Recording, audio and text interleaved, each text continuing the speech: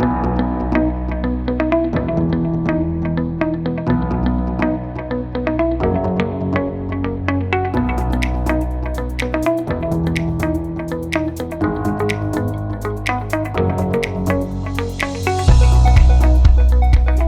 and welcome to the latest market update with me, Andrew Dawkins, and myself, Daniel Bajwoluk.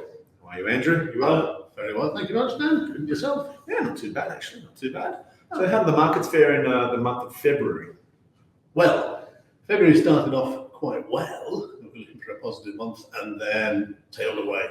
So I think for the majority of our investment funds, it ended up being a fairly flat month. So after a fairly exciting start to the year, February was a bit of a letdown.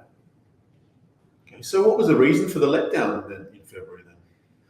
Well, I think the world was expecting that inflation and therefore central bank interest rates were either going to start falling, or in respective interest rates perhaps wouldn't be pushed up quite as high.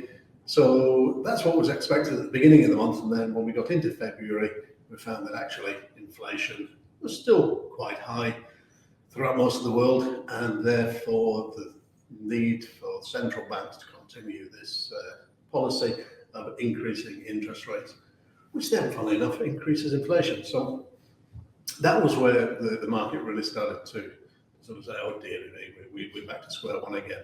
So a good optimistic start to the month, and then the data came out and markets retreated.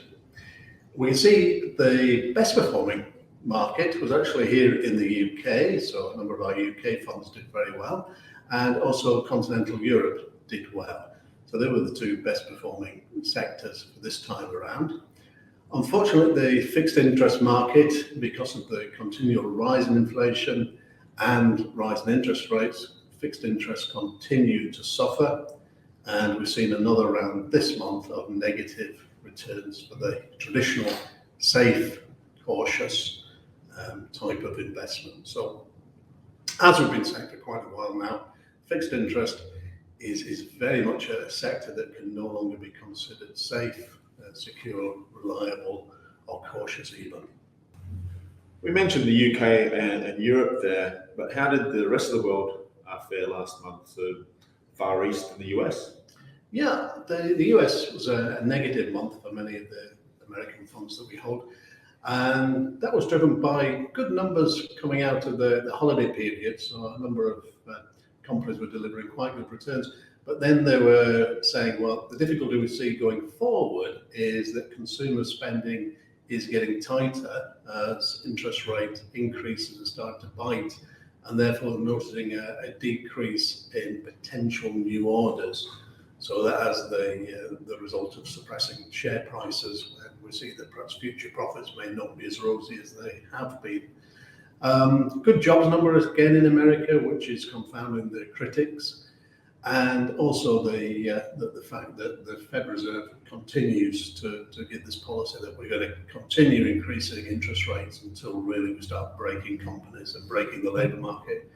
Which is quite sad, because you don't really want to see companies go to the wall and you don't see people out of work. And if that's the only mechanism they can use to actually offset inflation, it's a fairly sad testimony to what's happening over there, and indeed to many other parts of the world.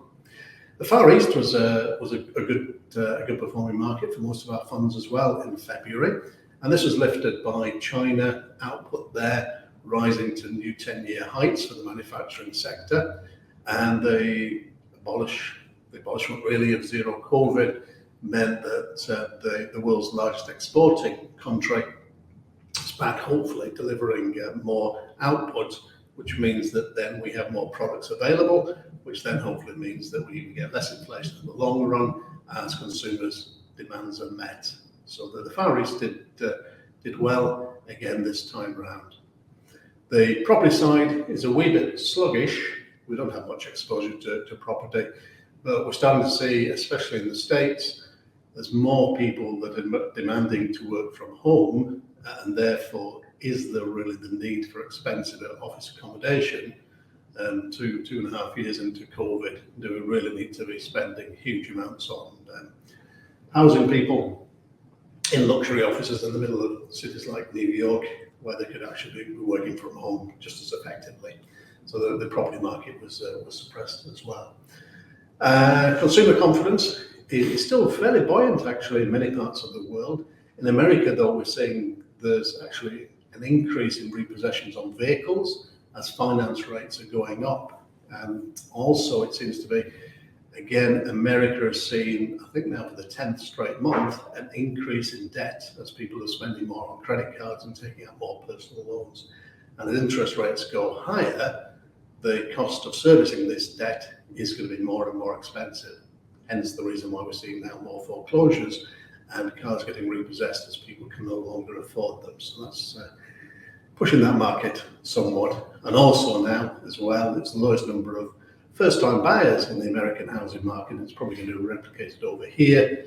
As interest rates go higher, obviously prices are still rising, and therefore it's harder and harder to get a foot on the property ladder unless you've got substantial income and deposits to fund purchase. So a mixed bag really for February. I think the rest of the year though, it all depends on how much interest rates are going to be pushed up and how inflation sort of starts to come down and gets under control. Generally, once we get into the spring months, prices start to edge lower because we don't need to pay as much for heating and transport costs. So we should naturally see inflation start to fall. And that will be a sort of a bright spot. But I think for the year as a whole, we're probably going to be up over the period and making profits. Probably 2024 is going to be a better time for making serious money. But this year, really, it can't be as well as it was last year. So we've got that as a hope behind us. But again, it's choosing those quality investments and quality stock that counts.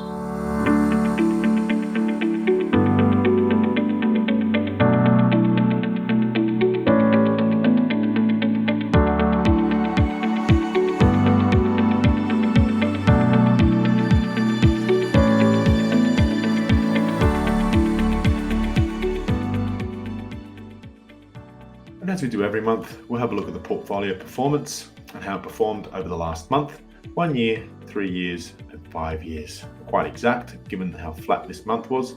So we'll go into a bit more detail. So the defensive portfolio over the last month, negative 1.02%. Over the last year, minus 6.66%. Over the last 3 years, minus 4.13%. And over the last 5 years, up 7.43%. The cautious portfolio over the last month, negative 0.55%. Over the last year, negative 4.32%. Over the last 3 years, positive 2.97%. And over the last 5 years, it's up 16.13%. And to the balanced portfolio, over the last month is negative 0.56%. Over the last year, negative 4.11%. Over the last 3 years, plus 8.44%. And over the last 5 years, up 23.52%. Moving to the capital growth portfolio, over the last month, negative 0.22%. Over the last year, negative 2.33%. Over the last 3 years, it's positive 16.89%. And over the last 5 years, it's up 33.25%. Moving finally to the aggressive portfolio, over the last month, up 0.14%. Over the last year, up 0.11%. Over the last 3 years, up 27.14%, and over the last 5 years, up 45.8%.